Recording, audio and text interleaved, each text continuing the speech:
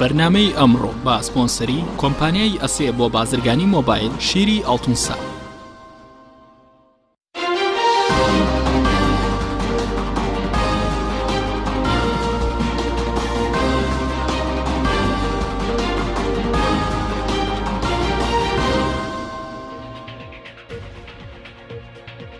بەناوی خوای گەورە سڵاوتان لێبێت بەڕێزان. ناکۆکیەکانی پارتی دموکراتی کوردستان و پارتی کرێکارانی کوردستان پەکەکە لە سەر قەزایی شنگال ئاڵۆسر دەبێت. لە دوایین لێدوانیدا نێچیروان بارزانی سەرۆکی حکوومەت هێرێمی کوردستان داوای لە پارتی کرێکارانی کوردستان کرد شنگال چۆڵ بکات. لە بەرامبەردا پارتی کرێکارانی کوردستان ڕەتی کردەوە شنگال چۆڵ بکات. بە میواندارێک لە بەڕێزان دکتۆر ئەبوبەکر مەجید ئەندامی دەستەی بەڕێوەبەری تەفگەری ئازادی و کۆمەڵگەی کوردستان لە سەدەی سەرکی، هەروەها لە هەولێرەوە شوان شێخ ئەحمەد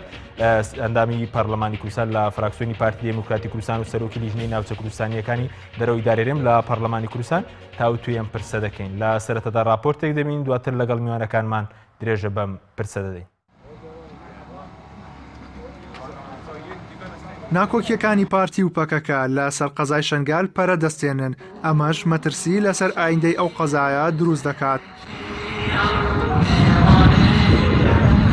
نێچیروان بارزانی سەرۆکی حکوومەتی هەرێمی کوردستان و جێگری سەرۆکی پارتی لە دوایین چاوپێکەوتنیدا لەگەڵ سایتی ئەلمۆنیتەر ڕایگەیاند بوونی پەکەکە لە شنگال ناسەقامگیری دروست کردووە و پێویستە لەو قەزایە بچنە دەرەوە. نێچیروان بارزانی لە وەڵامی پرسیارێکی سایتی ئەلمۆنیتەردا دەربارەی ئەوەی دەتانەوێت بۆ دەرکردنی پەکەکە لە شنگال هێز بەکاربهێنن لە وەڵامدا دەڵێت بەڵێ دەمانەوێت هێز بەکاربهێنین. لێدوانەکەی نێچیروان بارزانی کاردانەوەی توندی پەکەکە و piştgiri hükümeti Türkiye'yi liyakautawa. Sincar'ın bir ikinci Kandil olmasına müsamaha göstermemiz söz konusu değil. Bu noktada Irak Kürt Bölgesel Yönetim Başbakanı Neçirvan Barzani'nin yaptığı açıklamaları desteklediğimizi de ifade etmek isterim. باڵی سەربازی پەکەکە ناسراو بە هەپەگا لە ڕاگەندراوێکدا ئاماژەیان بەوە کردبوو. لێدوانەکانی نێچیروان بارزانی فیتنەیان لە پشتە و مەترسی شەڕی براکوژی دێنێتە ئاراوە. هەپەگا لە ڕاگەنراوەکەیدا باس لەوەش دەکات تا ئێستا 230 شەڕوانیان لە شنگال شەهید کراون و تا بچووکترین مەترسیش لەسەر ئەو قەزایە مابێت لە تێکۆشان بەردەوام دەبن. لای خۆشیەوە وەیسی کایناک جێگری سەرۆکوەزیرانی تورکیا ڕایگەیاند ڕێگە نادەن لە شنگال قەندیلێکی دیکە دروست ببێت. ئەو بەرپرسەی تورکیا ئاماژەی بەوەش کردووە نێچیروان بارزانی ئەرکی خۆی لە چوارچێوەی دەسەڵاتەکانیدا جێبەجێ دەکات و بە هیوای ئەوەن ئەنجامێکی باش بەدەست بهێنن. ئەگەر پێویستیش بکات سوپای تورکیا کاری خۆی ئەنجام دەدات. هاوکات وتەبێژی وەزارەتی دەرەوەی ئەمریکا ڕایگەیاند پەکەکە بۆتە بەربەست لە بەردەم گەڕانەوەی ئاوارەکان. مارک تۆنەر وتەبێژی وەزارەتی دەرەوەی ئەمریکا ڕایگەیاند پەکەکە بۆتە بەربەست لە بەردەم گەڕانەوەی ئاوارەکان. تۆنەر ئاماژەی بەوەش کرد دەبێت پەکەکە شنگال چۆڵ بکات. دوای ئەوەی لە 3 ئابی 2014دا ڕێکخراوی داعش شنگالی داگیر کرد، هێزەکانی پارتی کرێکارانی کوردستان پەکەکە هاتنە شنگال و تا ئێستاژ لەو ناوچەیە ماونەتەوە و شەڕ لە دژی داعش ئەنجام دەدەن.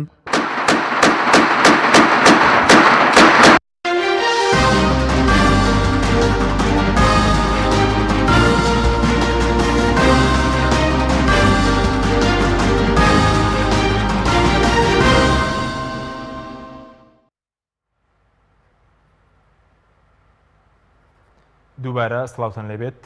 بەڕێزان. ئێستا دیارەبەر لەوەی دەست بە بابەتەکەمان بکەین کۆنگرەیەکی ڕۆژنامەنووسی دەستی مامۆستایانی ناڕازی هەیە دەبێت کۆ دەبین دواتر لەگەڵ میوانەکانمان قسە لەسەر شنگال دەکەین. لە جیرفانی خاڵیەوە بکەونە ژێر فشارەکان. بەردەوامی خەباتی مەدەنی هەڵوێستەکانمان دەمانگەیەنێتە ئامانج و دڵنیاشتان دەکەینەوە فشاری جدیتر دەخینە سەر حکوومەت تا ئەو کاتەی بەدەممانەوە دێت و مافەکانمان بۆ دەجێڕێتەوە.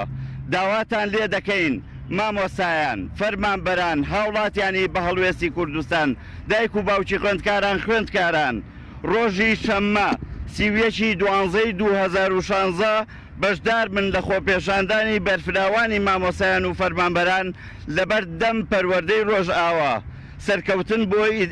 ئیرادەی هاوڵاتیان و مامۆسایان و فەرمانبەرانی کوردستانە. ئەنجومەنی مامۆسایانی ناڕازی 28 دوانزەی 2016.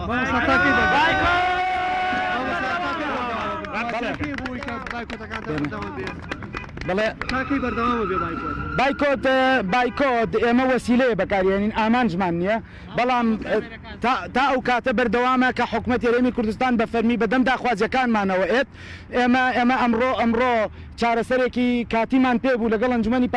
پارێزگا کۆبووینەوە، بەڵام بەداخەوە نەگەشتینە ئەنجام. لەبەرەوە ئێمە پێداگریمان لە داخوازەکانی مامۆستایان کرد، چونکە ئەنجومەنی مامۆستایانی ناڕازی ئامادە نییە لەسەر گیرفانی خاڵی مامۆستایان مامەڵە بکات و پێداگری لە هەڵوێستەکانمانەکەین. ئەبێ حکوومەتی هەرێمی کوردستان تەواوی پرۆسەی خوێندن بخاتە ئەستۆی خۆی و بەرپرسیارەتی لە ئەستۆی ئەوە ئەنجومەنی مامۆستایانی ناڕازی مامۆستایانی بە هەڵوێست بەردەوامە بن لەسەر فشارە مەدەنیەکان، فشارە یاساییەکان و خۆپیشاندان و بایکۆت بەردەوامە داوا لە مامۆستایانی ژەکەن بەدەممانەوە بێن نەکەونە ژێر فشارەکان. دڵنیایانەکەینەوە حکوومەتی هەرێمی کوردستان هیچ بەڵێنێکی پێ نییە بۆ موچەکانیان، هیچ بەڵێنێکی پێ نییە لە داهاتووە گیرفانی خاڵی مامۆستایان گەرم بکاتەوە لەبەرەوە سیستەمی پاشەکەوت تەنانەت نەگلای نابا بەڵێنی لابردنیشی نادا. لەبەرەوە ئێمە داواتان لێ ئەەکەین بەدەم ئەنجومەنی مامۆستایانی ناڕازیەوە بێن و بەردەوام بن لە بایکۆت مەچنەوە هەڵەکانی خوێندن و لە ڕانیە بەردەوامە لە خۆپیشاندان، هەڵەبجەی شەهید بەردەوامە لە خۆپیشاندان، گەرمیان بەردەوامە لە بایکۆت و خۆپیشاندان، سەی سادق بەردەوامە لە بایکۆت و خۆپیشاندان. لەبەرەوە شارە زوور بەڕێوبەرەکان بەردەوامن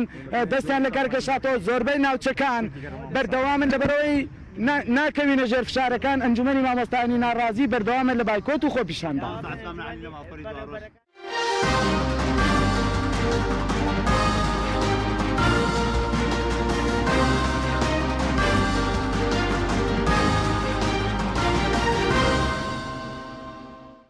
دووبارە سڵاوتان لێبێت بەڕێزان. لە بەرنامەکەماندا باز لە ناکۆکیەکانی پارتی کرێکارانی کوردستان و پارتی دموکراتی کوردستان لە سەر قەزای شنگال دەکەین بە میواندارێک لە بەڕێزان دکتۆر ئەبوبەکر مەجید ئەندامی دەستەی بەڕێوەبەری تەفگێری ئازادی کۆمەڵگەی کوردستان هەروەها شوان شێخ ئەحمەد ئەندامی پەرلەمانی کوردستان کە بەڕێزان لە هەولێرەوە لەگەڵمان دەبێت. دکتۆر ئەبوبەکر بەخێر بنەگە سەرەتا لە بەڕێستانەوە دەست پێ بکەین. هۆکاری ئەو ناکۆکیانێکی ئێستا لە نێوان پەکەکە و پارتی دموکراتی کوردستان لەسەر قەزای شنگال دروست بووە لەسەر چییە؟ بێگومان ئەو هۆکاری ئەو ناکۆچیە دەستێوەردانی دەوڵەتی تورکیا. دەوڵەتی تورکیا نەک لە بەرامبەر باکوور لە بەرامبەر هەموو گەلی کورد سیاسەتێکی تونڕەوانە، سیاسەتێکی ئینکارکردنی هەیە و بەتایبەتی لە کێشەی شنگالیشە تورکیا ڕۆڵێکی ژێربەژێری هەبوو لە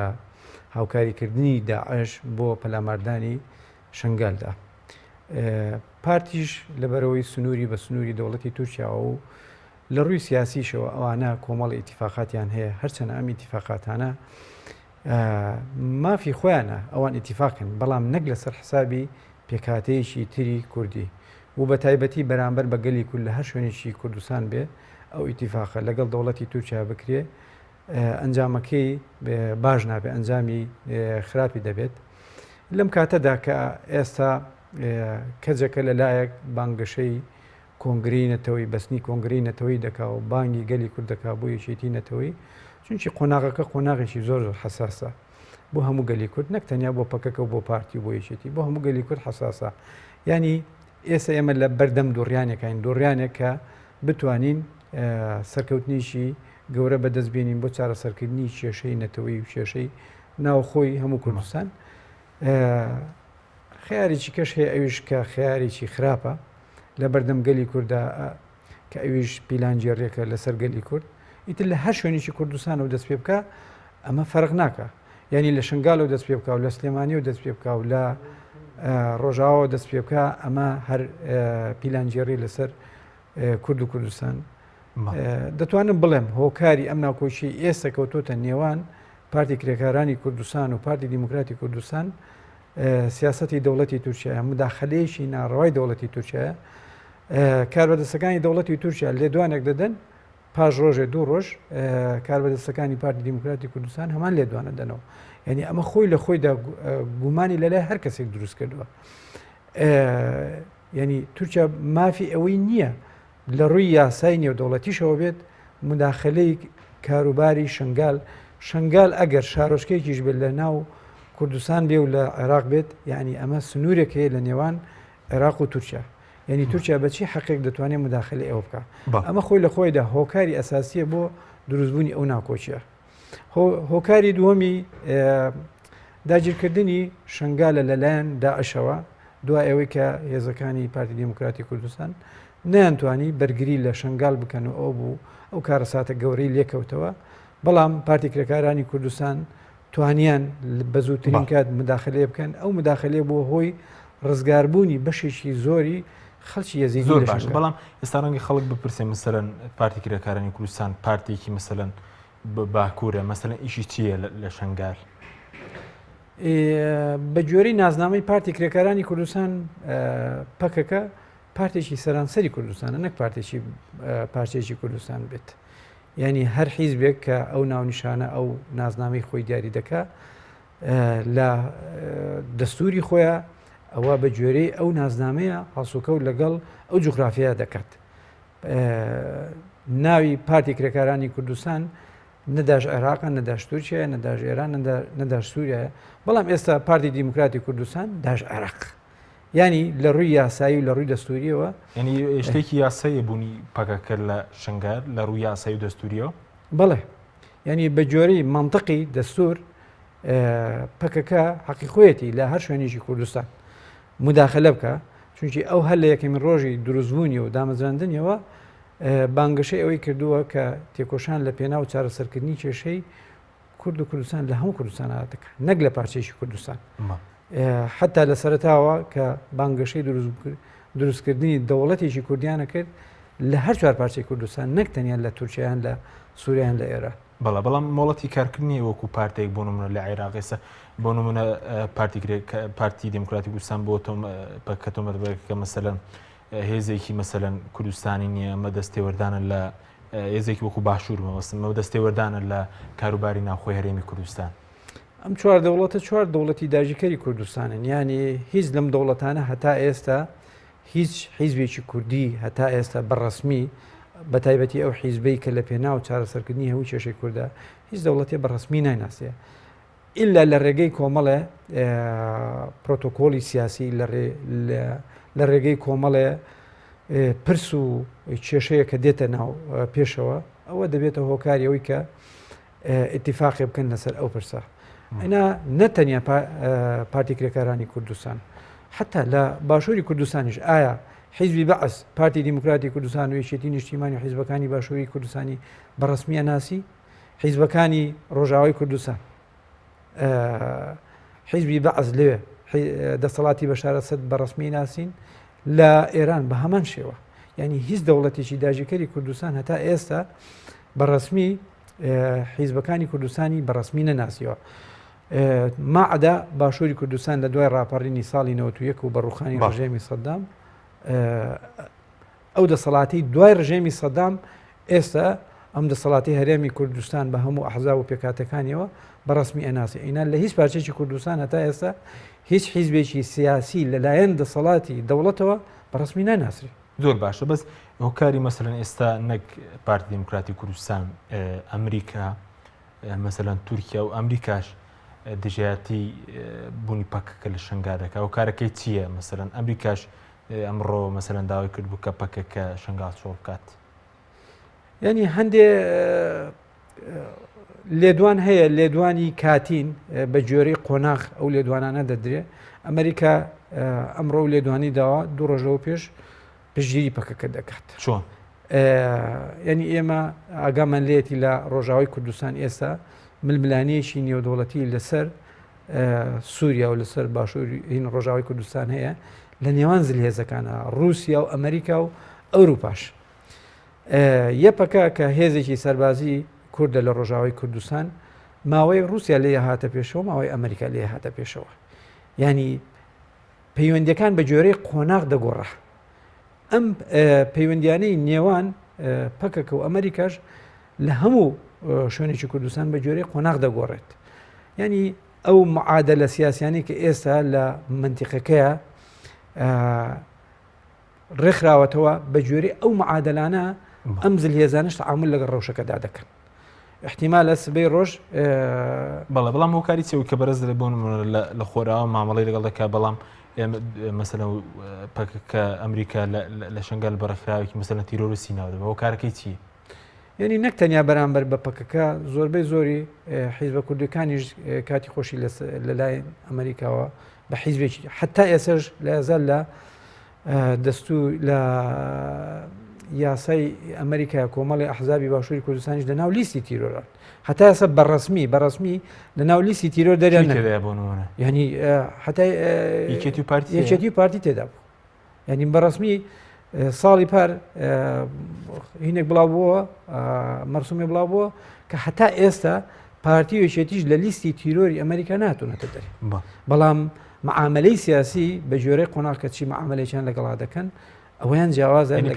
ئەوە ڕای فەرمی ئەمریکانیە جیاوازترە لە دەرەوەی ڕاگەیاندەکان دەربارەی بوونی پەکەکە لە شنگال ینی کاتی خۆشی کە پەکەکە مداخلەی شنگالی کرد ئەمریکا ژاگای لێبوو دەوڵەتانی ژاگیان لێبوو ئەگەر ئەمریکا بیویستایە دەیتوانی ئاستەنجی دروستکە لە بەردەمی مداخلەی ئەمریکادا مداخلەی پەکەکەدا بەڵام بۆچی ئەو کاتە ئەمریکا بێدەنگ بوو لە ڕۆژاوای کوردستان لە دوای ساڵی 2011ەوە کاتێک کە یەپەکە دامەزرا یەپەکە یەکەمین جار ئەمریکا قوبولی ناکرد دژایەتیشی دەکرد بەڵام ئێستا کارگەشتوتەوە هاوپەیمانی لەگەڵ ئابەستیت کارگەشتوتە ئەوە ئۆپەراسیۆنی شەڕی داعش لە ڕقە بە ئیتیفاقی ئەمریکاوی قەسەدە دەکرێت قەسەدە هێزەکانی سووریا دیموکراتی کە بەشێکی زۆری یەپەکەی و هەموو دنیا دەیزانێت بەڵام ئەم ئیتیفاقی بۆچی دەیکات بە جۆرەی قۆناغ ئیتیفاق و تێڕوانینیان ئەگۆڕێت ینی ئەمە شتێکی سابت نییە لەلایەن ئەمریکا و لەلایەن هیچ دەوڵەتێکەوە تێڕوانینی ئەوان ئەمە تاکتیکی ئەو دەوڵەتانە بە جۆرەی قۆناغ دەیگۆڕن بۆ بەرامبەر بە شنگالیش هەڵوێستی ئەمریکا بەرامبەر بە شنگال هەتا ئێستا سیاسەتی ئەمریکا بەرامبەر بە شنگال زۆر ڕوون نییە ئایا وەکو چی قوارێ قوبولی دەکات چۆن پارێزگاری لێ دەکات چۆن پەیوەندی لەگەڵا دروست دەکات ئایا وەکو قوارێکی سربەخۆ وەکو پێکاتێکی ئاینی تەعاملی لەگەڵاکە هێشتا دیار نییە کێشەی شنگال جارێ لە ئالۆزی و لە قەیراندایە هەتا ئێستا بەڵام ئەم ناکۆکیە مەترسینیە لەسەر داهاتووی شنگال ئەو ناوکیی ئێستالێناوان پەکەکەەوە پارتیە ئەم مەترسی نییە بڵێ هەتا ئێسش خۆ مەترسی لەسەر هەموو کوردستان لەسەر باشووریشەیە لەسەر ڕۆژاواش لەسەر هەموو کوردستانەیە بەڵام گرنتی چییە بۆ ئەوەی کە لەو مەترسی ڕزگار بین ینی یەزیدیەکان هەتا نەبوونە خاوەنی هێزی تایبەتی خۆیان لە مەترسیدا بوو چونکی وەکو خۆیان باسییان دەکەن تاریخی یەزیدیەکان لە شنگالدا دەڵێ ئەمە 73هەمین هێرشەکراوەتە سەریان فەرمانە بڵێن بەڵام لە دوای ئەم فەرمانە کە پەکەکە مداخلەی کرد ئێستا هێزی سەربازی خۆیان بنیاد ناوە هێزی بەڕێوەبەرایەتی خۆیان بنیاد ناوە ڕێخستنی ئایدۆلۆژی وەکو پارتی ئازادی و دیموکراتی یەزیدیەکانیان بنیاد ناوە دەستگای ئەمنیان دروست کردووە ئەمە هەموو سەر بە پەکەکەنی نەخێر ئەمانە ڕاستە پەکەکە ڕۆڵی هەبووە لە بنیادنانی ئەم دام و دەستگایانە بۆ پاراستن و بۆ بەرژەوەندی یەزیدیەکان بەڵام سەر بە پەکەکە نییە بەڵ زۆر باشە بەڵام ئێستا بۆ نمونە ئەمریکیەکان وەقایم قامی شنگارش پەکەکە تۆمەتبار دەکات بۆی کە ڕێگرە لە بەردەم گەڕانەوەی ئاوارەکان و خەڵکی شنگال بۆ ئەو ناوچانە ئایا وایە پەکەکە ڕێگری دەکات لە گەڕانەوەی خەڵکی و ناوچانە نا بە پێچەوانەوە من ئەمە بە مەزایدەیەکی سیاسی دەزانم ئیتر هەر هێزێ بێت ئەمریکا بێت تورکیا بێ پارتی بێ ئەمە بە مەزایدەی سیاسی دەزانم ئەوەی کە ڕۆڵی هەبوو لە ڕزگارکردنی یەزیدیەکانە یەزیدیەکان بەشێکی زۆریان چۆ ڕۆژاوای کوردستان لەوێ کامپیان بووکردنەوە نزیکەی نازانم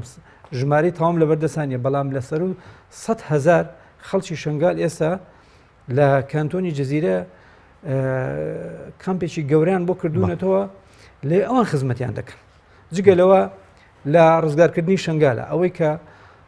شنگالی ڕزگار کرد چیە بوو خۆ نە ئەمریکا بوو نە پارتی دیموکراتی کوردستان بوو ئەی کێ بوو ئەوە پەکەکە بوو پەکەکە بە تەنیا ڕزگاریان پێشمەرگەش پێشمەرگە بەشداری کرد بەڵام ڕۆڵی ئەساسی لە ڕزگارکردنی شنگالە هێزەکانی پاراستنی گەل بوو هەپەکە بوو پێشمەرگە یەکێتی پێشمەرگەی پارتی لە قۆڵی ڕۆژهەڵاتەوە پارتی بەشداری کرد بەڵام ئەوەی کە ناو شارەکەی ڕزگار کرد ئەتوانم بڵم لە 90 هێزەکانی پەکەکە بوو لەگەڵ پێشمەرگەکانی یەکێتی زۆر باری سەبارەت بە مەسەلەی ئاوارەکانی بۆچی ینی دژایەتیە بۆ گەڕانەوەی ئاوارەکان کە ئێستا بازەوەکە مەسەلە پەکەکە لە ناو قەزای مەسەلە ناو سنتەری شارەکە بوونی هەیە و مەسەلەن بۆ نمەقامقامی شنگال تۆمەتبار تەنگە بۆی کە مەسەلە ڕێگە نادەن بە گەڕانەوەی ئاوارەکان پەکەکە تۆمەتبار دەکات. ینی ئێستا بۆ خۆی یەزیدیەکان لە کەناڵەکانی ڕاگەیاندن بە بەرچاوی هەموو دنیاوە پامی خۆیان گەیاندۆ ئەڵێ ئێمە جارێککە قوڵ ناکەین پارتی دیموکراتی کوردستان بێتەوە ناو شنگال چونکی ئێمەی بە فرۆشتندا هەمویان ڕایان وایان بەشی ناتوانم ئەمە بە مطلقی مەسەلەکە دابش بوون مەسەرەن پارتی دیموکراتی کوردستان لەوێ لایەنگری خۆی هەیە ڕەنگە پەکەکەش لایەنگری خۆی هەیە بەدیانی خۆی ئێستا خەڵکی شنگال ینی ڕاپرسیە کراوە مەسەلەن کام هێزی دەوێت بۆ ئایندە زۆرینە ینی ئەو ڕاپرسێکی کامل نیە ینی نا پارتی توانیوێتی ڕاپرسێکی کاملکان نەپەکەش توانیوێتی بەڵام بە زۆرینە وەکو وەزعەکەش ئینسان بیخوێنێتەوە دەزانێت ئەوەی کە ڕۆڵی خراپی هەبووە لە ئەم کارەساتەیە پارتی دیموکراتی کوردستان بووە پەکەکە پێشەوە من لە راپۆرتێکا خوێنمەوە چاوپێکەوتنیی دیارغەریب لە ئەندامی کۆنسەی سەرۆکایەتی کەجەکەیە ئەڵێ ئێمە پێش ئەوەی شنگال داگیر بکرێت لەگەڵ پارتی دیموکراتی کوردستانە کەوتینە گفتوگۆ ئەو تا بە بەڵگەماوە لە فەیسبوک گوتمان سەرۆگاپۆ پێشببینی ئەوەی کردو گوتوێتی مەترسێکی گەورە لەسەر شنگالەیە لەبەرەوە ئێوە مداخەلە بکەن ئێمەش لە ڕێگەی پەیوەندەکان و لەگەڵ پارتی کەوتینە مناقەشە بەڵام ئەوان قوبولیان نەکرد ئێمە هێزەکانمان بەرینە وتیان ئێمە خۆمان پێشمەرگەمانی خۆمانێ پارێزین بەڵام کاتێکە داعش هێرشی کرد بە ژمارەیەکی کەم و ئەوان بە ژمارەیەکی زۆرەوە لە ماوەی چەند سعاتێکە شنگال هەمووی داگی کرا و تووشی ئەو کارە ساتە بوون کە هەمومان بینیمان بەڵام بە مداخلەی ژمارەیەکی کەمی گەریلاکانی هەپەکە توانیان ژمارەیەکی زۆری خەڵکی یەزیدی لە شنگال ڕزگار کرد ئەمە نەتەنیا قسە بێت ئەوە بە دیکۆمنت تەسویر کراوە هێزەکانی پێشمەرگە کە ڕادەکەن هێزەکانی پارتی دیموکراتی کوردستان بەرچاوی هەموو دنیاوە خاوەنی ئەو هەموو ئەسلحە و ئیمکانێتە بوون بەڵام ماوەی 2 ساعت نەیانتوانی مەخاوم بەڵێ سوپاس دەکەم ناوبڕێکی کورتمانەیە دواتە گەڕێنەوە لە تەن ئەگەر کاکشوانیش ئامادە بێت ڕێگە دەچین لای بەڕێزیشان بەڵێ بینەرانی بەڕێز ناوبڕێکی کورت وەدەگەین دواتە گەڕێنەوە وڵاتان لەگەڵمان بمێنەوە.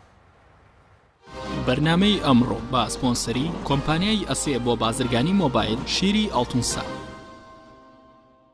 ئەسێ یەکەمین مۆبایلی مارکەی کوردی کۆمپانیای ئەسێ بە لە بەرچاوگرتنی قەیرانی دارایی مۆبایلە تایبەتەکانی دەکاتە قستی مانگانە Q4 14,000 دینار Q5 17,000 دینار پەلە بکە بە بەخاوەنی یەکێک لە مۆبایلەکانی ئەسێ کە 2 مۆدێل و 4 ڕنگ لە خۆ دەگرێت بە قستی زۆر گونجاو ئەسێ پێشەنگی تەکنەلۆژیای نوێ.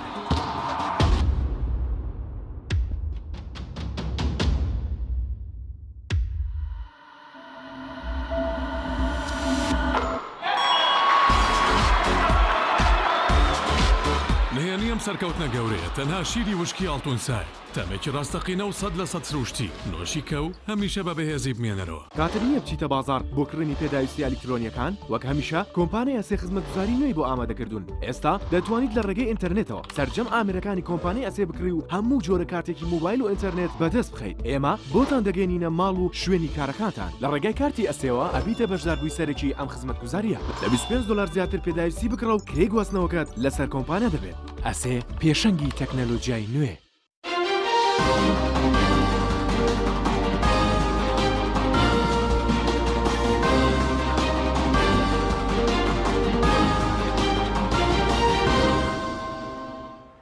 دووبارە سڵاتان لێبێت بەڕێزان ئێکاوتەوە بەکرێکە بگەرم وڵای بەڕێستان سەبارەت بۆی ڕەنگە پرسیار بکرێت پەکەکە تاکەی لە شنگال دەمێنێتەوە ینی وەختێکی بۆ کشانەوەی لە شنگال ئێمە ناتوانین بڕیاری ئەوە بدەین بەڵام بەلای ئێمە وەکو تەوگەری ئازادی کۆمەڵگای کوردستان هێزێکی کوردی هاتۆ بۆ پاراستنی کوردستان هاتووە بۆ داکۆچیکردن لە پارچی شارێکی کوردستان بەشێک لە گەلی کورد یعنی ئەمە بە شتێکی خراپی نازانین بەڵام گەڕانە و نەگەڕانەوەی ئەوە پەیوەندی بە خۆیان و بەڕێکەوتنە لەگەڵ یەزیدەکان لە شنگال لەگەڵ یەزیدەکان لەگەڵ حکوومەتی هەرێم بە تەسەوەری من یەکەم ڕێکەوتن دەبێت ڕێکەوتن لەگەڵ خەڵکی شنگال بکەن چونکی دەبێت زەمانەتی ئەوە هەبێت جارێک کە تووشی کارەساتێکی بۆ ڕەنگە نەبنەوە چونکی ئەوان هەتا ئێسش ترسی ئەویان هەیە جارێکیکە تووشی هێرشێکی ئەوە تا تورکیا بە ئاشکرا هەڕەشە لە داژیکردنی بەڵامەوە بۆی پەکەکەەوە نییە مەسەر ئێستا بۆ منە خەڵک تووشی قەلەقی بۆ تورکی هەڕەش دەکە مەسەلەن بوونی پەکەکە لەو ناوچەیە بێتەوە کارێک مبەڕێک بەرز تورکیا بووی تەداخلی عسکەری بکات لە شنگال باشەوە لە باشوور مبەڕێری پەکەکە بووی لە ڕۆژاوە خۆ پەکەکە نییە خەڵکی ڕۆژاوە دەست درێژیان نەکردوتە سەر ملیمەترێک خاچی تورکیا بە هیچ شێوەیە هەڵوێستان خراپ نەبوو بەرامبەر بە خەڵکی تورکیا ئەی بۆچی تورکیا هێرش دەکاتە سەر ڕۆژاوای کوردستان ئەوە تا ڕۆژ نییە تۆبارانی شار و شارۆچکەکانی ڕۆژاوای کوردستان نەکە هەر لە کوبانی و جەزیرە و ئەفرینەوە خەڵکی سڤیل خەڵکی مەدەنی شەهید دەکات جەرابلوسی داگیر کرد ئەوە تا ئێستا هێزیە ناوە هەوڵی ئەوەدا هەموو ڕۆژاوای کوردستان داگیرکە یعنی ئەمە مەبەڕیر نییە ئەمە پەیوەندی بە استراتیژی دەوڵەتی تورکیاوە استراتیژی دەوڵەتی تورکیا نکۆڵیکردنە لە بوونی نەتەوەی کورد یعنی ئەردۆغان بە ئاشکرا دەڵێ لە هەر شوێنێکی دنیا قوارێ بۆ گەلی کورد دروست بێ ئێمە دژێوە کاکشوان دیارە لەگەڵمانە کاکشوان زۆر سپاس بۆ بەشداریکردن لە بەرنامەکەماندا داوای لێبوون لە بەڕێستان دەکەین کە بۆی گرفتێکەوە نەماتوانین لە سەرتاوە بەڕێستان بەشدار بن سەبارەت بە مەسەلەی ئەو ناکۆکیانەی کە ئێستا هەیە لە شنگال لە نێوان پارتی دموکراتی کوردستان و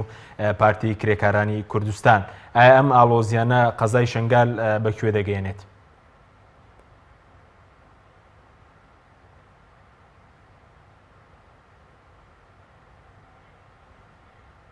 کاکشوان ئەگەر گوێت لە دەنگی ئێمە بێت سەبارەت بەم ئاڵۆزیانەی کە ئێستا لە قەزای شنگال هەیە لە نێوان پارتی دموکراتی کوردستان و پارتی کرێکارانی کوردستان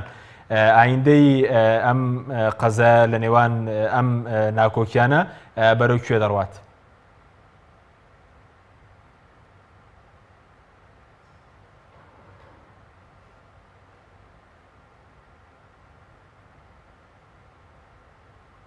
کاکشوان گوێ لە دەنگی ئێمەیە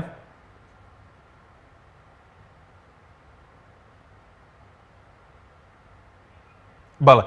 سەبارەت بە مەسەلەی ئەو ناکۆکیانەی کە ئێستا لە شنگال دروست بووە مەترسی ئەو ناکۆکیانە لەسەر ئایندەی شنگال چییە؟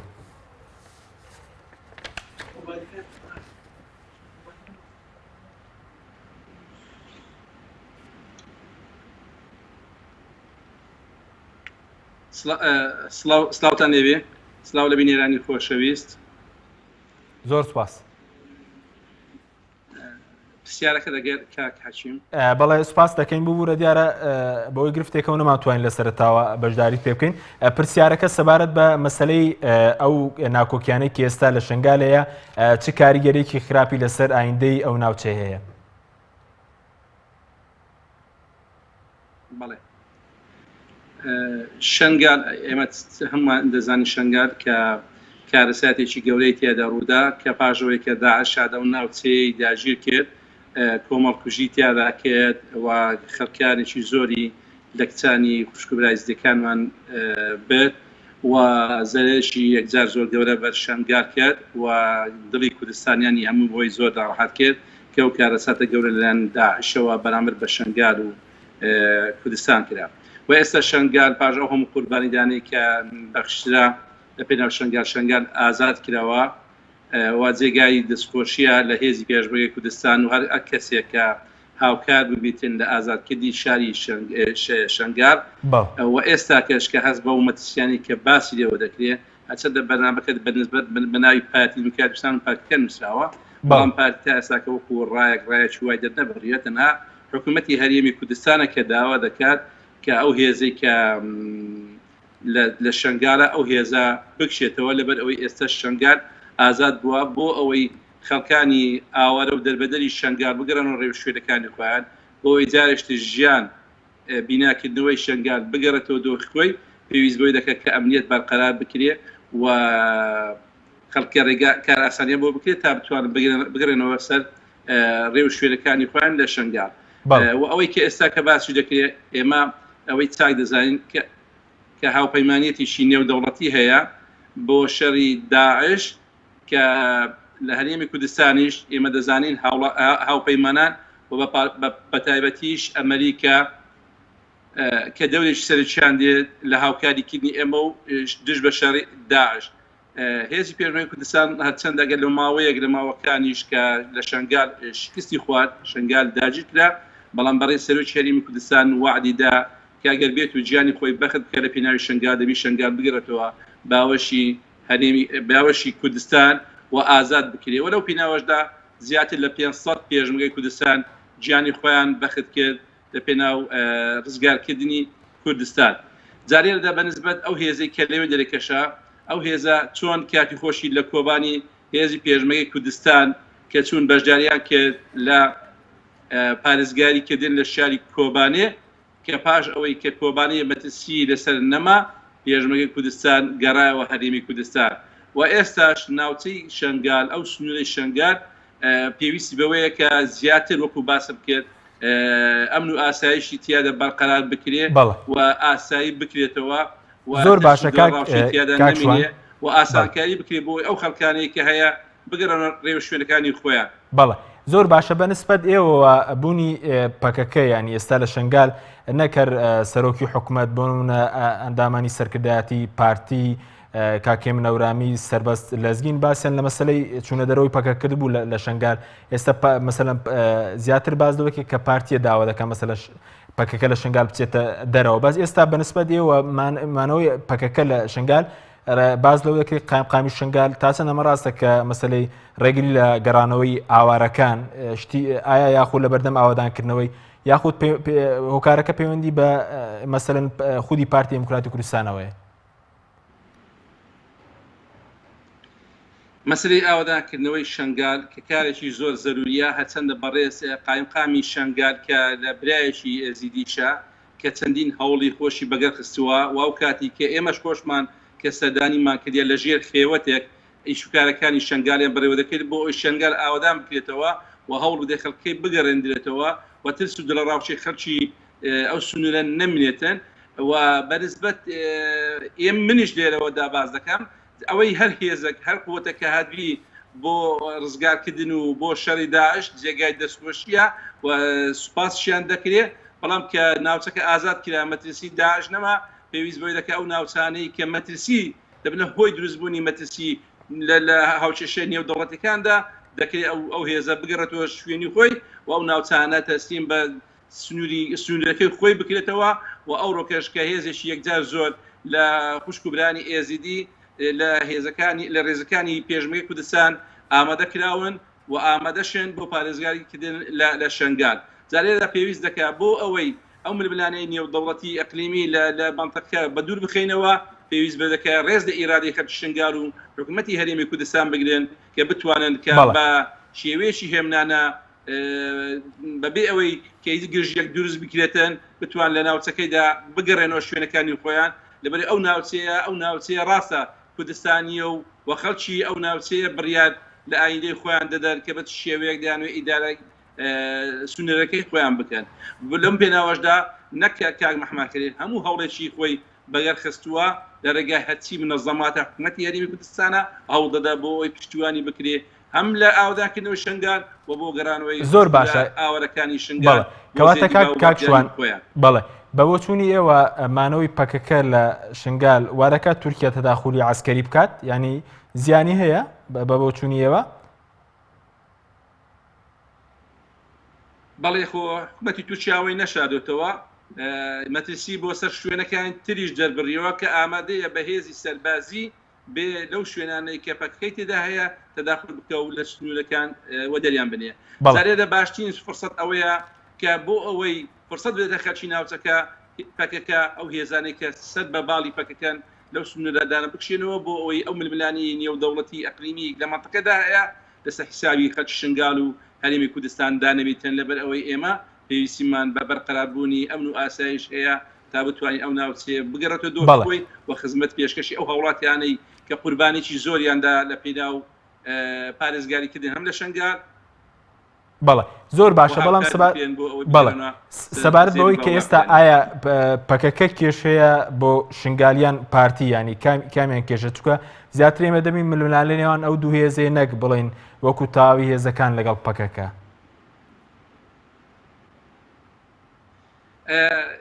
کاک دکتۆریش هەندێک قسەی کرد ئەنی تەسەوڕ ناکەم بەو شێوەیە وابیتن یاخۆت غەدرێک لە پارتی دیموکراتی کوردستان لە پێشڕێی کوردستان دەکا کە گوایە پارتی لە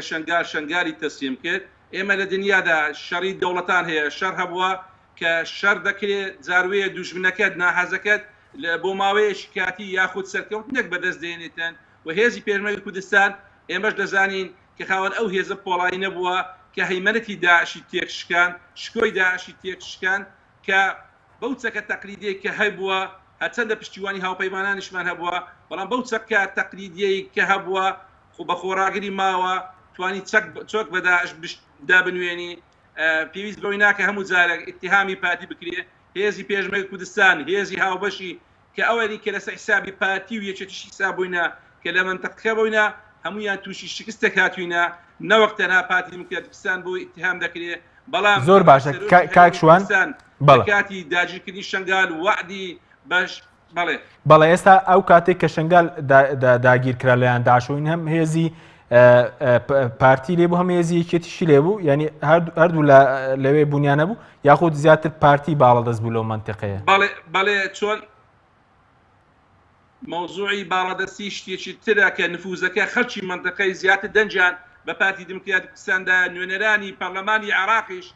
بەدەنجی ئەو ناوچانە کە دەنجیان بە نوێنەرانی پارتی لەو سنووری داوا بوونیاندانی پەرلەمانی عێراق زیاتر منتیقەکان نفوزی پارتی دیموکراتی کوردستانە بەڵام مقرراتی چۆن لەک و بەڵبەندی لێبووە بە هەمان شێوە هێزی هاوبەشی پارتی و یەکێتی کە وا حساب دەکرێت لەو سنوورێدا هەبووە کە هەمویان بەیەکەوە لەو ناوچەی بۆ ماوەیەک نەماوەکان شکستیان خوارد بەڵام ئیعادە نەزەر لەوەی کراوە هێزی پێشمەرگی کوردستان ئامادەی خۆی نوشاندا و وەلە دەرفەتێکی زۆر کورد ماوەیەکی زۆر کورد توانرا ئەو سەرکەوتنە گەورەیە کە لە تەسەورات هیچ کەسێکدا نەبوو بەسەر بەرشتی خودی ڕاستەخۆی سەرۆکی هەرێمی کوردستان کە توانی چۆک بە داعش بشێنی و شنگال ئازاد بکرێت. بەڵێ سپاس دەکەم لەگەڵمان بمێنەوە دەگەڕینەوە لاتان کاکشوان کاک دکتۆر بە بۆ چوونی بەڕێزت ینی کامیان کێشەیە بۆ شنگال پەکەکەیان پارتی دەڵێم نا پەکەکە نە پارتی کێشە نییە ینی ئەم مداخلەی دەوڵەتی تورکیا کە دەوڵەتی تورکیا تەحریکی پارتی دەکا و پارتیش ناتوانێت لە بەرامبەر ئەو مداخلەی دەوڵەتی تورکیا ئەو تا دەوڵەتی تورکیا بۆ خۆی هێزێکی نایاسایی هێناوەتە باشووری کوردستان لە ساڵی 96ەوە بە ناوی ناوبژیوانی پارتی و یەکێتی نیشتیمانی کوردستانەوە بەڵام شەڕی ئەوان تەواو بوو شەڕی براکوژی تەواو بوو دەبایە لە دوای ساڵی 96ەوە هێزی PMF بگەڕایەتەوە بەڵام بۆچی ئەم هێزە نەگەڕاوەتەوە نەگەڕاوەتەوە چەندین بنکەی کەشیان دروست کردووە ینی ئەم هێزەی دەوڵەتی تورکیا بە ئاشکرا هێرش بۆ سەر گەلی کورد دەکات هێرش بۆ سەر نازنامەی گەلی کورد دەکات ینی وجودی ئەم هێزەی کە هێنایەنێتە بە عشیقا بە ناوی بەشداریکردن لە ئۆپەراسیۆنی ڕزگارکردنی مووسڵە یەکەم دەوڵەت کە مافی ئەوەی هەبوو ڕێگەی لێ بگرێ دەوڵەتی عێراق بوو حکوومەتی عێراقی بوو ڕێگەی نەدا دوای ئەوە لایەنە سیاسەکانی باشووری کوردستان ناڕزایان دەربڕی بەرامبەر بەوە ینی لە ئاستی نێودەوڵەتیشە ئەمریکا کە خۆی سەرپەرشتی ئەو ئۆپەراسیۆناکە ئەمریکا بۆ خۆی ڕازی نەبوو وتی چونچی تورکیا نەکەوتۆتە ناو بەشداریکردنی ئەو ئۆپەراسیۆنەوە مافی ئەوەی نییە جێش بێنێت و بەشداری ئەوە بکە بەڵام بۆچی ئێستا بەو جێشە ناڵێن بگەڕێرەدەوە زۆر باشە بەڵام ئەو باز دەکە مەسەرەن ئەوەی کە بەڕێز وتت کاکشوان بازەکە تەنها پارتی نەبوو مەسەرەن شنگالی تەسلیم کردەوە باز لە مەسەرەن هێزی دیکەش لێ بۆ کاتی داعش هاتووە ینی ئەوە واقع ئێمە ناتوانین ئینکاری بکەین شنگال لەژێر کۆنتترۆڵی پارتی دیموکراتی کوردستانەوە پێش داگیرکردین لەلایەن داعشەوە دوایەوە داعش هاتووە هێزێکی تیرۆریستی وەحشیگەریە هاتووە میلەتە لە ناوبەرێخ تۆ خەڵک پشتی بە پێشمەرگە بەست بوو ئەو پێشمەرگانی کە لێ بوو بیپارێزێ حتا 2 ڕۆژ پێشەوە مناقەشەی ئەوان کردبوو کە تەحەشوداتێکەیە بۆ سەر شنگال ئایا چی بکەن چی نەکەن یعنی ئەوان هیچی نیشان نەبوو هیچ ئامادەکاری و هیچ پینانسازیشان نەبوو بۆ ئەوەی کە خەڵکی شنگال بڵێن خەڵکی شنگال ئێمە ناتوانن بتان پارێزن ڕاکەن هەڵبێن ینی ئەوەشان پێ نەگوتبوون کاتێ بە خۆیان زانی هێزی داعش هاتە سەریانەوە چون تو کامێن زیاتر خەباتی بۆ خەڵکی شنگال کردووە پارتیان پەکەکە وڵی ئەوە ئەرزی واقع ئەوە ئاسەپێنێ مهم گرنگترین خاڵ لە مداخلەکردنی ئەم کارەساتی شنگالا بوو کە ئەو هێرشە وەحشیگەری داعش کە کرایە سەر شنگال بە ئامانجی ئەوەی کە کەسی تیانەیەڵ یعنی ئەوەی کە پێشیان کرا کردیان ئەو ئافرەتانی کە بەردەستیان کە نزیکەی 5,000 ئافرەت هەتا ئێستا کەس نازانێ مەقسیدی ئەم ئافرەتانە چییە کە ئەمە نەک هێرشێکی ئاسکەریە ئەمە تعدایشی گەوری کۆمەڵایەتی بۆ سەرگەلی کورد هێزێکی وەکو داعش بتوانێت لە ناو شارێکی کوردستانە 5,000 ئافرەت بەرێت کەس نازانێت ئێستا بەیعوشەرای پێوەکەن کەس نازانێت ئێستا چیان پێەکەن ئەمە نەهامەتێکی گەورە بوو بەسەر ئەو خەڵکە هات بەڵام چێ لێ بەرپرسە ئەو هێزەی کە لەوێ خۆی بە پارێزەری ئەو خەڵکە زانێ من حەزم کرد هەندێک کۆمەڵە بەڵگەش هەبوو ینی باسی بکەم کە بە کورتی بێچووکە کاتم دەستنی و لای کاک شوێنش بەڵێ ینی ئەگەر بەراوردی ئەو دوو هێزە بکەین کامیان توانیوانە خەڵکی شنگال لە فەوتان لە ناوبردن ڕزگار بکەن ینی گرنگترین تێکۆشان گە پارتی دیموکراتی کوردستان بیکردە 38 بوو کە کاتێ داعش هێرشی کرد بۆ سەر شنگال دەبوای یەک پێشمەرگەنیە شنگالی بەجێ نێشتا سپاس دەکەم کاک شوان ئەگەر بڕینەوە لای بەڕێستان ئێستا بۆچی مەسەرەن پێویستەوە دەڵێن پێویستە پەکەکە شنگال جێبێڵێت مەسەرەن پەکەش پێداگیری دەکات ینی ئایا مەش تەنها ڕای پارتی دیموکراتی کوردستان یاخود بۆ نمونە یەکێتی لە حکوومەت هێزی لەوێ هەیە مەسەرەن ئایا ئەوش هەمان ڕای پارتی هەیە؟ حەکیم دەرفەت بم بدا هیچ مەزاری قسەکردنتان بە من نەدا بەهۆی ئەوەی کە بەرنامەکە بەو شێوەی ناکرێ ینی عەدالەتێک بەکاربێنن بەڵێ ببوورە فەرم هیچ دەرفەتێک بۆ من نەدا قسە زۆرە دەبێت قسە زۆر بکەم بەڵێ بۆی کێشەی ئینتەرنێتەوە بوو ئێمە داوای لێبوردن دەکەین بۆی کێشەی ئینتەرنێتەوە بوو فەرمووی ئێستا جەناب قسەکانی خۆت بکە بۆی کێشەی ئینتەرنێتەوە بوو کاک شوان فەرم بەس دەرفەت ناکرێت بۆ شێوەی دابەشکەی جەناب فەرموو کاک شوان بەنسبەت پێم سەیە کاک دکتۆرە و بەکرد باس دەوەی دەکا کە هێزی پاکەکە شنگالی بەتەنها ڕزگار کردووە و هێزی پێشمەی قوربانی ئەو زیاتر لە 500 پێشمەی کوردستان قوربانیدا لە پێناو ڕزگار ئازادکردنی شنگال و سەرپەرشتی ڕاستەوخۆی بەڕێ سەرۆک بارزانی ڕاشکاوانە دنیا پەنجەی بۆ درێژکە کە بەچی شێوەیەک بەچ هەنگاوێکی زیرەک و بوێرانە توانی شنگال ئازاد کە خەڵکانێک لەوانەیە زۆر بەدەچاو بەقەدەر ژماری پێشمەی کوردستان کەمتر بووینە کە چەندە جێگای خۆشحاڵی ئەوەی یەکی فیشک بتەقێنی بەرامبەر بە دوژمنانی کورد و کوردستان جێگای دەستخۆشیە بەڵام ناکرێت تۆ دەوری پێشمەی کوردستان تەهمیش بکە کە نەما هیچی نەکردی و تەنها بە هێزێکی شکست خوارد و لە قەڵەمی بدایکەوە گوناحێکی گەورەیە دەرحەق بە خوێنی شەهیدانی کوردستان و پێشمەرگە و پەکەوتای کوردستان دەیکە کە لە شنگال گیانی خۆیان بەخت کردووە تۆ ئەو حەقە بە خۆت دەدەی کە بێ من ئەو پرسیارە لە کاک دکتۆر ئەو بەکرد دەکەم ینی برایەک ئەگە دوو برا فەلاح بن یەک بەتێ دەزاوز دەکات لە حەدەکەی وێ بێ بیچێری و لە بەرژەوەندی خۆیدا ئەوکە تۆ حیزبێکی تا دوێنێکە باست لە خەباتی باکوور باشوور ڕۆژ ئاوا دەکرد ڕۆژ هەڵات دەکرد یەک ڕۆژ باسی ڕۆژ ئاوا نەکراوە کە بێ خەباتی بۆ بکە ئایا کوردستانی ڕۆژ ئاوا تا ئێستاکەش ڕێگا گیراوە دەرفەت بە خوشک و براکانی ڕۆژ ئاوا نادرێت کە بگەڕنەوە دیفاع لە ڕۆژ ئاوا بکەن شان بەشانی خوشک و براکانیان شان بەشانی ئەو هێزانی کە لە ڕۆژ ئاوا هەنا بۆ ئەوەی بتوانن هێزی قوارەی سیاسیەک بۆ هەرێمێک یا هەر ناوێشی لێدن دێت بۆ ڕۆژ ئاوا درستی بکەیت تۆ مەزاری پێنادەی خەڵک لەسەر ئاڵا دیتمان چیان بەسەر ئاڵای پیرۆزی کوردستان تۆ دەرفەت بە هیچ حیزب و لایەنێکی سیاسی نادەی جگە لە خۆت بێ حیزبیاتی بکە چۆن حەقك بە خۆت دەدەی کە بێ لە شوێنێک کە هەرێمەکە سیادی خۆی هەیە سیادەیەکەی ئەوڕۆ خۆی لە هاوپەیمانێکی نێودەوڵەتیدا دەبینێتەوە کە بێت تەجاوز بکەی و بێ خۆت بە صاحبی ئەو شوێنە بزانی ئەگەر ڕاست دەکەن جێگای خۆشحاڵی و دەستخۆشیە کە هاتن دیڤایان لە شنگال کردووە بەڵام کە شتێک ببێتە هۆی لەباربردنی وەزعک یاخود ئەو پیلانە گەورەی کە دایانەوێت کێشە ململانەی ئەقلیمی لەسەر هەرێمی کوردستان لەسەر شنگال لەسەر ئەو هیلالەی کە هەیە دروست کراوە بێن یەکلای بکەنەوە ئەوە قابلی قبول نییە حکوومەتی هەرێمی کوردستان ئەوە قبول بکاتن کە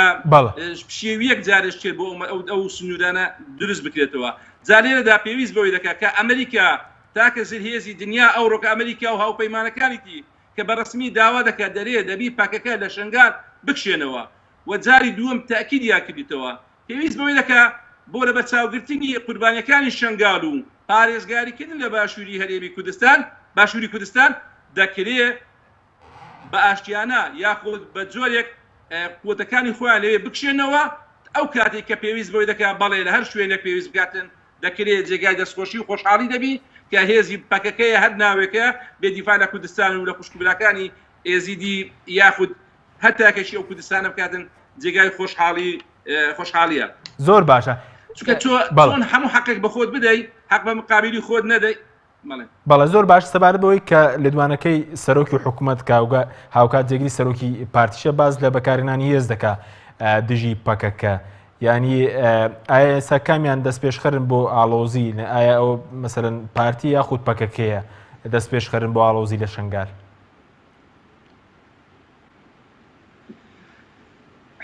ئیدارەی شنگال خەرکی شنگال داوا لەوە دەکەن کە هێزی ئەو هێزێکە لە سنوورەکەیە بکشێتەوە ناوچەکەیان بۆ چۆر بکە و ناوچەکە تەسلیمی خۆیان بکرێتەوە بۆی خۆیان ئیدارەی ناوچەکە بکەن و پێویستە ئەو ڕایوانش بە نەزەری احتیبار وەربژێرێ ناکرێت تۆ بەربەست دروستکەی خۆت فەرزکەی بەسەر ئیرادەی خەڵکانێک کە قوربانێکی زۆریان لەو دەبەرەداوە جارێدا ئەرچی پاراستنی ئەو ناوچانە هەرچەندە لە زمنی مادەی 140 بەڵام ئەو ناوچەی 140 ئێمە دیتمان تەنها هێزی پێشمەرگەی کوردستان بەبێ ئەوەی عێراق ساحێبەتی بکە هێزی پێشمەرگەی کوردستان قوربانیدا و زۆربەی زۆری ناوچەکانی کوردستان ئەوڕۆ لەژێر ئیدارەی هەرێمی کوردستاندایە لەژێر ئاڵای پیرۆزی کوردستان و خوێنی پێشمەرگەی بۆ ڕژێنراوە بۆیە بڕیاری پەرلەمانی کوردستانیش ئەوەیە ئەو ناوچانە نابی بە هیچ شێوەیەک پێشمەرگەی کوردستان بچێتەوە جارێدا ئەو ناوچانە کە حکوومەتی هەرێمی کوردستان داوا دەکات کە دەبی ئەو هێزانە بچنە دەرەوە ئێمە سەرۆک بارزانانی دەرێ هیچ شێوێ قبول ناکەین جارێشتر خوێنی کورد بەدەستی کورد بڕژێ بەڵام بکەن شتێک بگاتە سەر مەسەلە نەتەوەیی و نیشتیمانیەکان ئێمە هەموو ڕێگایەکی دیالۆگ هیواد دەگرینە بەر بۆ ئەوەی شەڕ نەداتن و ئەوانیش ئەو وەزعی لەبەرچاو بگرن کە منطقە چ دەخوازیتن وڵاتانی ئەقلیمی بەچ شێوەیەک لە ناوچەکە لەو سنوورە لە هەرێمی کوردستان تەداخورات دەکەن بۆ ئەوەی زیان بەخشی سەرەکی هەرێمی کوردستان و کورد و کوردستان نەبین پێویستە ئێمە بەرژەوەندەکانی باڵای میلەت لەبەرچاو بگرین و بەڵێ سوپاس دەکەین ئەو بارگەژێ دروست نەکەین کە ململانەی دەوڵەتانی ئەقلیمی لەسەر خاکی هەرێمی کوردستان یەکلای بکرێتەوە. سوپاس دەکەم کاکتۆر زۆر بە کوردی سەبارەت بە لێدوانەکەی سەرۆکی حکوومەت کە باز لە بەکارهێنانی هێز دەکات پێ دوایە دۆخێک بگاتەوەی کە شەڕی براکوژی لێ بکرێتەوە؟ وڵای ئێمە بە هیچ شێوە لەگەڵ شەڕی براکوژیان نین شەڕی براکوژی بۆ هیچ کوردێکی سوادەی نییە ینی ئێمە هەم پێداگیری لەسەر ئەوەش دەکەین دەڵێن هەوڵ بدرێت بە ئاشتی بە گفتوگۆ چونکی کورد لە هەر شوێنێ بە هەر کووردا ینی خەڵکی کوردستان دڵی بۆ خۆش بوو کە پێشمەرگە و گەریلا و شەڕوان بەیەکەوە یەک سنگەریان گرتووە بەرامبەر دوژمنی کورد و کوردستان بەڵام ئێستا تۆ ئەوەندە هجووم کەیتە سەر هێزێکی کوردی ئەمە خۆی لە خۆیدا هۆکارە بۆ هەڵگیرسانی شەڕ بەڵام ئەم شەڕێکی قازانج دەکە کێ قازان زۆر لە دەوڵەتی تورکیا زیاتر لە دوژمنانی کورد زیاتر کەس قازان باش ئێستا کێ هۆکارەگەر تورکیا بێتە شنگال ئێوە هۆکارنیان پارتی ێ بڵێن پەکەکە بوو بوورە ئێوەنە یعنی من دەڵێم بە هەموو یاسا و ڕێسایەک و بە هەموو پرەنسیپێک دەوڵەتی تورکیا مافی ئەوەی نییە سنووری هەرێمی کوردستان سنووری باشووری کوردستان ببەزێنەوێتە شنگال بڵێ وەڵام من شەڕی پەکەکەم بە بیانوی پەکەوە ئەو بەهانەیە هیچ شتێکیکە نییە ئەگەر دەوڵەتی تورکیا بۆ خۆی لە سنووری